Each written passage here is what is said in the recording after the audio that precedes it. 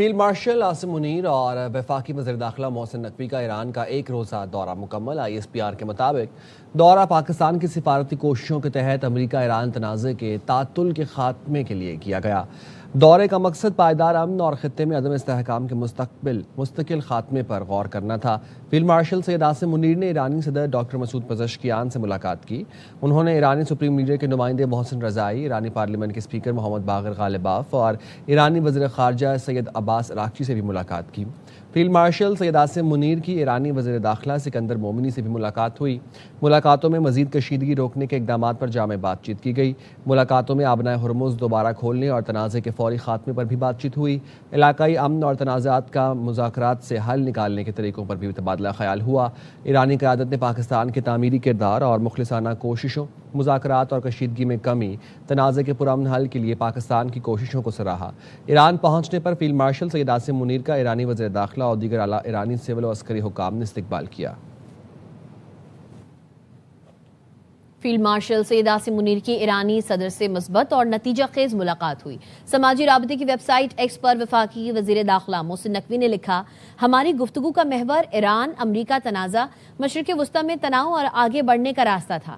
اسلام آباد MOU بحالی کے لیے فریقین کی جانب سے درکار اقدامات پر گفتگو ہوئی۔ ایرانی صدر نے کھل کر اپنی حکومت کے نقطہ نظر اور خدشات سے آگاہ کیا۔ ملاقات میں اہم پیش رفت ہوئی اور میٹنگ انتہائی مثبت نوٹ پر اختتام پذیر ہوئی۔ امید ہے اس رفتار سے خطے میں مزید ترقی اور دیرپا امن کی راہ ہموار ہوگی۔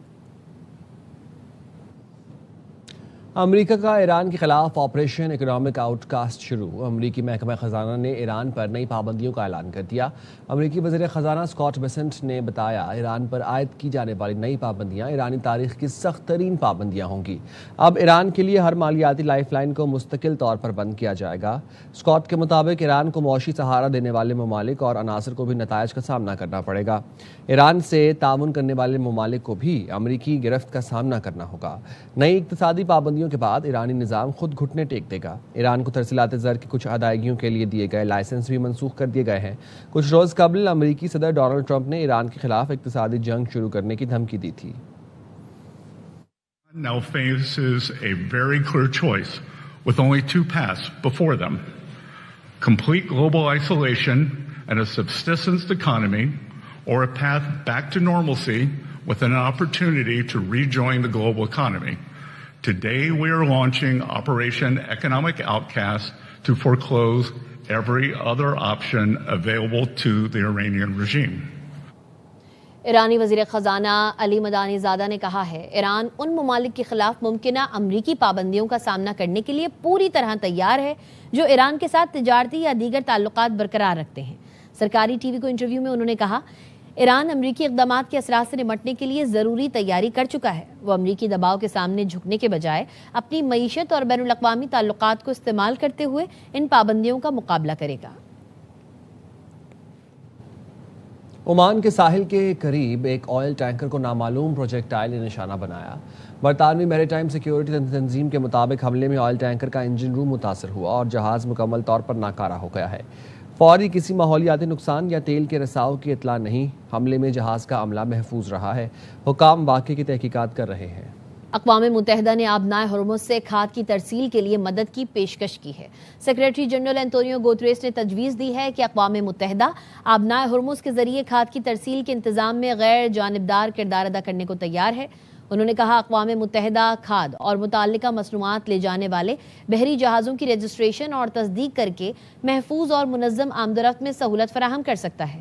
اس اقدام کا مقصد فوری خطرات کم کرنا، بحری آمد و رفت کو زیادہ منظم بنانا اور سفارتی کوششوں کے لیے اعتماد بحال کرنا ہے۔ قومی اسمبلی اور سینٹ میں اپوزیشن جماعتوں نے جوائنٹ اپوزیشن پر اتفاق کر لیا۔ باہمی مشاورت سے تمام اقدامات انجام پائیں گے۔ متحدہ اپوزیشن کے مشترکہ اجلاس کے بعد محمود خان اچکزئی، مولانا فضل الرحمان اور چیئرمین PTI بیرسٹر گوہر نے میڈیا سے بات کی۔ مولانا فضل الرحمان نے کہا، زور زبردستی سے قائم یہ حکومت عوام کے مسائل حل کرنے میں ناکام رہی ہے۔ بیرسٹر گوہر خان نے کہا، اپوزیشن کا اس بات پر بھی اتفاق ہوا کہ سیاسی قیدیوں کی رہائی کے لیے مشترکہ لائحہ عمل اپنایا جائے گا۔ انتہائی خوشی کا دن ہے، مبارکباد کا دن ہے کہ اس گھٹن کے ماحول میں زر اور زور کی بنیاد پہ قائم اس اسمبلی کی حزب اختلاف نے متحد ہو کر آئین کی بحالی کے لیے पार्लियामेंट को वापस ताकत का सरचश्मा बनाने के लिए, जमहूरी पाकिस्तान की तश्कील नौ के लिए मुतफिक हो गई। हिज़्ब इख्तिलाफ की बेंचों पर बैठने वाले तमाम लोगों ने इस बात पर इत्तेफाक किया है कि एक जॉइंट अपोजिशन का किरदार अदा किया जाएगा। मुश्तरका हिकमत अमली बाहमी मुशावरत के साथ सरअंजाम पाएंगे। सबका एक इत्तेफाक राय है कि मुल्क में इस वक्त अमन व अमान की सूरत हाल इंतहाई मखदूश है। ये वक्त सुबह की तकसीम का नहीं है, न माहौल है न उसके लिए तैयारी है। कोई वजूहात नहीं है कि मुल्क के जेलें जो हैं वो सियासी कैदियों से भरी पड़ी हों। कैदियों की रिहाई होनी चाहिए। गांधी की बुनियाद पर कायम की गई हुकूमत मुल्क के अंदर अवाम की नुमाइंदा है, न मुल्क से बाहर अवाम की नुमाइंदा है। इस मीटिंग में ये फैसला हुआ कि सेनेट और कौमी असम्बली में जो अपोजिशन की जमातें हैं वो अलग अलग बातें करने की बजाय यूनाइटेड अपोजिशन के बैनर के तले यकसा मौक़िफ़ अपनाएंगे, चाहे वो कानून साजी हो या हुकूमत को अकाउंटेबल ठहराना हो। इसी तरीके से पार्लियामेंट के बाहर ये यूनाइटेड अपोजिशन कौमी इश्यूज पे बात करेंगी और कोशिश करेगी कि हम यकसा मौक़िफ़ अपना करके अवाम के हकूक़ का तहफ़्फ़ुज़ करें। अपोजिशन इत्तेहाद पर मुस्लिम लीग नून के रहनुमाओं का रद्द अमल। परवेज रशीद कहते हैं इत्तेहाद से हुकूमत को नहीं अपोजिशन को खतरा है। अपोजिशन तो तशद्दुद की सियासत करती है। मौलाना फजलुर रहमान जमहूरी सियासतदान हैं, कैसे इस बेलगाम घोड़े पर सवारी करेंगे। राना सनाउल्लाह बोले पीटीआई के खबीर में ही नहीं वो दूसरी सियासी जमातों के साथ ताउन या मुज़ाकरात करे। अयाज सादिक ने कहा मुज़ाकरात के हवाले से पीटीआई गैर यकीनी की सूरत हाल का शिकार है। हुकूमत को खतरा नहीं होगा, अपोजिशन को खतरा होगा। अपोजिशन जो है वो तो मार धाड़ की, तशद्दुद की, हमला करने की सियासत करती है। फजलुर रहमान साहब जो है वो एक जमहूरी सियासतदान है। इस बेलगाम घोड़े के ऊपर फजलुर रहमान साहब कैसे सवारी करेंगे। पीटीआई के ज़मीर में नहीं है कि वो कोई पॉलिटिकली दूसरी सियासी जमातों के साथ ताउन करें, उनके साथ मुज़ाकरात करें और पॉलिटिकली इशूज़ को रिजॉल्व करें। तो हर चीज़ का हल जो है टेबल पर बैठ के किया जाता है। लड़की और प्रोटेस्ट से नहीं होता। जब वो बैठना चाहेंगे स्टेटमेंट दे देनी जी हम बैठने को तैयार हैं, वो काफ़ी नहीं होता। हुकूमत ने पेट्रोल की कीमत में एक बार फिर 39 पैसे फी लीटर इजाफा कर दिया, जिसका नोटिफिकेशन जारी कर दिया गया। पेट्रोल की नई कीमत 341 रुपये 98 पैसे फी लीटर हो गई। डीजल की कीमत में 2 रुपये 40 पैसे फी लीटर इजाफा किया गया। डीजल की नई कीमत 370 रुपये 69 पैसे फी लीटर हो गई है। गरीब आवाम से लेवी के नाम पर 80 रुपए भत्ता लिया जा रहा है। शायद ये लेवी हुक्मरान को बहा ले जाएगी। अमीर जमात इस्लामी हाफिज नईमुर रहमान का लाहौर में धरने से खिताब। कहा आप 11 अरब रुपए का जहाज खरीद रहे हैं, मुफ्त पेट्रोल से बड़ी बड़ी गाड़ियों में घूम रहे हैं। क्या मुल्क में बिजली और गैस की लोड शेडिंग खत्म हो गई?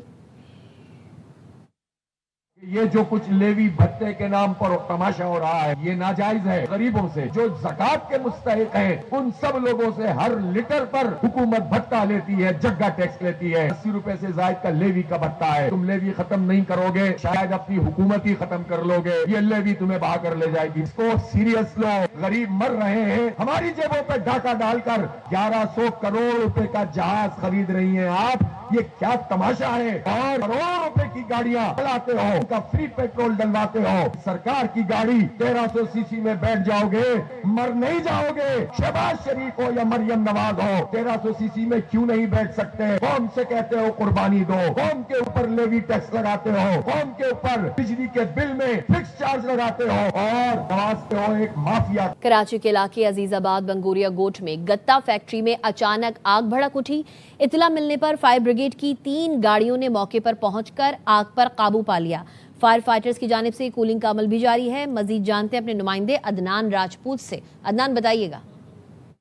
जी बिल्कुल, ये अजीज़ाबाद का इलाका बंगोरिया गोट है जहां गत्ता फैक्ट्री में आतिशज़दगी का वाक़या पेश आया था। फायर ब्रिगेड की 3 गाड़ियां और एक वाटर टैंकर की मदद से आग पर काबू पा लिया गया है। कूलिंग का अमल जारी है। फायर ऑफिसर साथ मौजूद है, इनसे मज़ीद जान लेते हैं। बताइएगा। 1.5 घंटे की जद्दोजहद के बाद ये ग्राउंड फ्लोर और फर्स्ट फ्लोर ये जो है ना मंजिला जो है ना ये फैक्ट्री है, इसके अंदर LPG सिलेंडर लगे हुए थे और दोनों ही फ्लोर पे जो है ना ये आग भरपूर थी। अल्हम्दुलिल्लाह KMC फायर ब्रिगेड بریگیڈ کے جو فائر فائٹرز نے جان فشانی کا مظاہرہ کرتے ہوئے آگ پہ جو ہے قابو پایا ہے.